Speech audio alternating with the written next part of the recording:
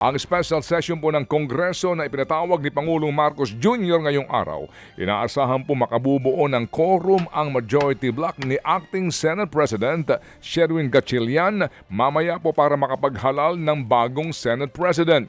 Alas 9 po ng umaga, magsisimula po ang sesyon pero si Senador Raffy Tulfo nababahala pa rin po sa maaaring gawin daw ng grupo ni Senador Alan Peter Cayetano.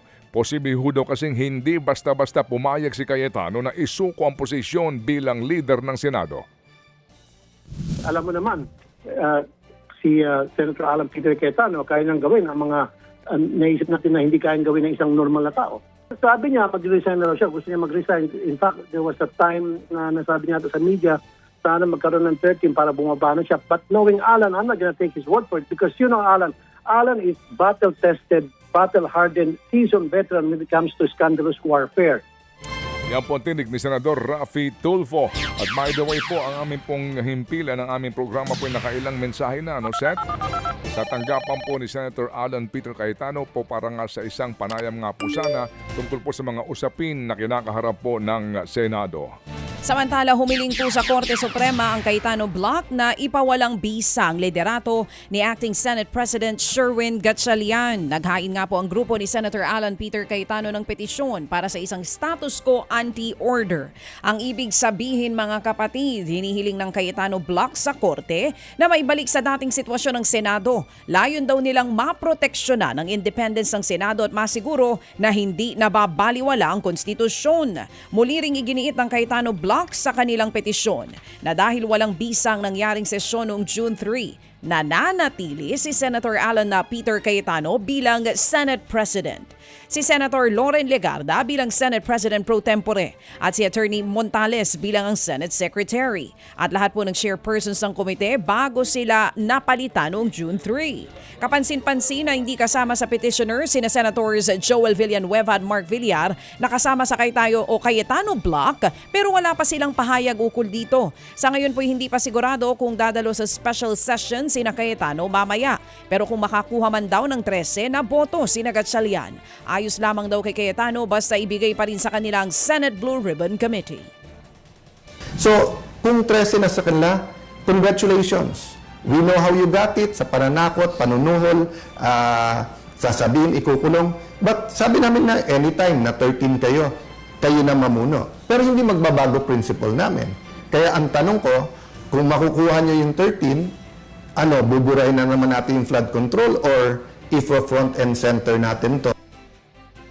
Yan nga po ang tinig ni Senator Alan Peter Cayetano.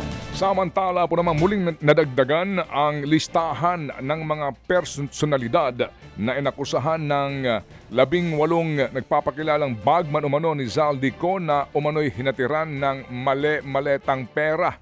Sa press con kahapon sa Mandaluyong, nadagdagan po ng 4 ang 18 nagpapakilalang bagman ni Zaldico. Dito nga po'y idinawit nila sa nakatanggap umano ng maleta si Senador Chis Escudero. Hindi nabanggit noon si Escudero na nauna pong pagdinig ng Cayetano Block sa Senado. Lumutang din po ang kanyang pangalan sa mga tumanggap ng maleta at tiyempo nang umanib na siya sa grupo nga po ni Acting Senate President Sherwin Gatchalian. Pero depensa po ng abogado ng mga bagman, dati na po raw kasama sa affidavit nila si Senador Escudero pero kamakailan lamang sila nakakuha ng mas maraming pruweba. Bukod kay Escudero, idinawit rin nila sa naturang press conference kahapon ang mga pangalan po naman nila COMELEC Chairman George Garcia, ang kolumnistang si Mon Tulfo at broadcaster na si Arnold Clavio.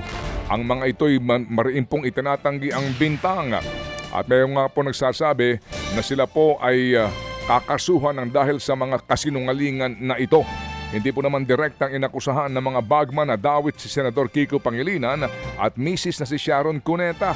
Pero kanila ring ipinakita ang larawan ng dalawa kasamang ilang tauhan umano ni Zaldico. Bagay na pinabulaanan po kaagad ang mag-asawa at tinawag na kasinungalingan at sinabi pong agad silang magsasampa ng demanda sa mga taong ito. Nilinaw naman po ng dalawang Ateneo basketball players na walang hazing na nangyari sa kanilang team building sa Aurora. Sa Let's Talk with Pia Ontiveros ng The Pod Network, iginiit ni Kiefer Alas at Sam Reyes na walang initiation rights na nangyari. Pareho rin silang muntik maluno dahil mababaw lamang noong una ang dagat hanggang sa biglang humampas ang malalakas na alon na tumaas ang tubig. Tinuruan naman daw sila ni Coach Tab Baldwin na lumangoy sa rip current bago pa pumunta sa Aurora, pero hindi raw nila kinaya ang tubig. Nilinaw rin ng dalawa na hindi totoo ang mga balitang may nakasabit na equipment sa kanilang mga paa at kamay habang nasa dagat. Dahil nga po sa insidente, humarap na rin kahapon ang iba pang Ateneo players para sa investigasyon ng PNP-CIDG. Kinuha ang kanilang salaysay sa bootcamp pero hindi raw ito katumbas ng sabpina.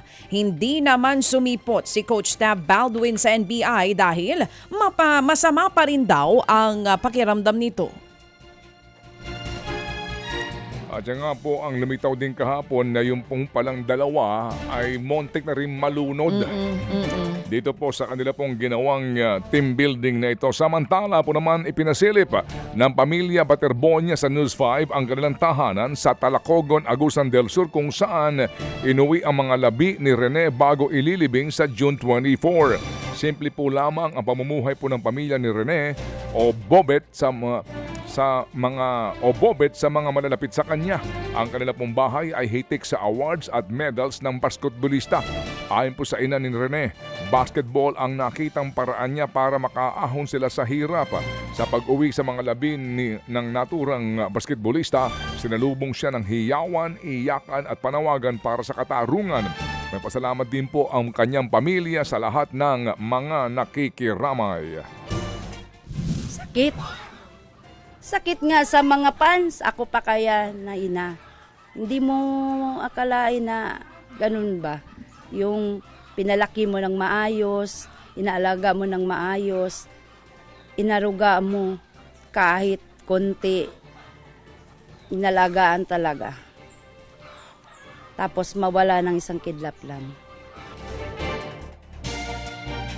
Ang tinig ni Rovelyn Baterbonia, ang ina ni Rene. Mga kapatid, patuloy po kayong tumutok sa 105.9 True FM para sa totoong balita, impormasyon, music and entertainment. Mag-subscribe sa aming YouTube channel at podcast at sundan nyo kami sa Facebook, Instagram, X at TikTok sa True Network PH. Bisitahin din po ang aming official website, truefm.ph. At panoorin din kami sa True TV Signal, Channel 19. Kami po ang 105.9 True FM. Laging true sa'yo, kapatid.